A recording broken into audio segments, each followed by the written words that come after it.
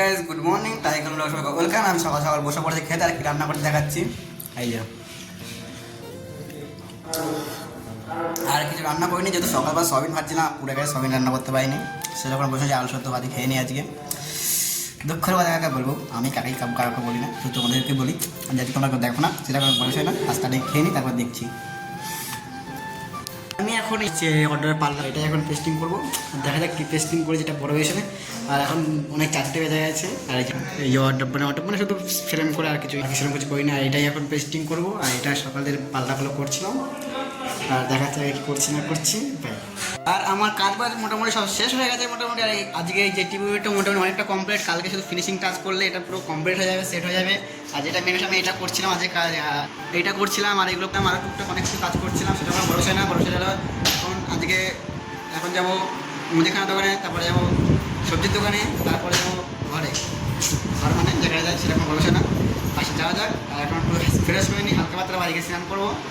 আর তারপরে দেখা যাচ্ছে কী করা যায় না, রান্না বান্না দিয়ে কী করি না করি সেটা কোনো জানি না, এখন ঠিক নেই, কিন্তু কিছু তো একটা করবো।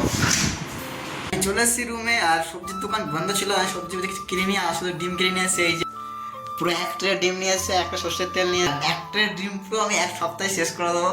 যেহেতু আমি সামনের সপ্তাহে বাড়ি যাচ্ছি, আমি গ্রামের বাড়িতে, যেহেতু গ্রামের বাড়ি আমার, সেটা বলছে না, এগুলো তো ভালো বাড়ি থাকে সেটা কোনো বেরোছে না।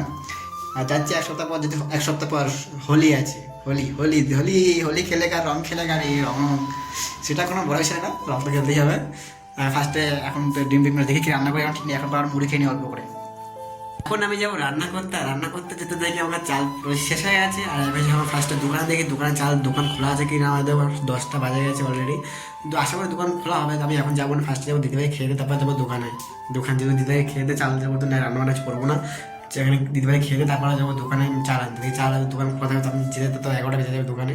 আর দোকান খোলা থাকলে ভালো, না থাকলে রান্না করবো না, সেটা কোনো বড় বিষয় না। পাশে দেখে আগে দিদিভাই যাবে স্টার্টিংয়ে। দিদিভাই খাওয়া দাওয়া কমপ্লিট করে আর নিয়ে চলে এসেছি চাল নিয়ে এসেছি 5 কেজি করে চাল এসেছি, বেশি আনি না, আমার শেষে আমার আনি, সেটা কোনো বড় বিষয় না।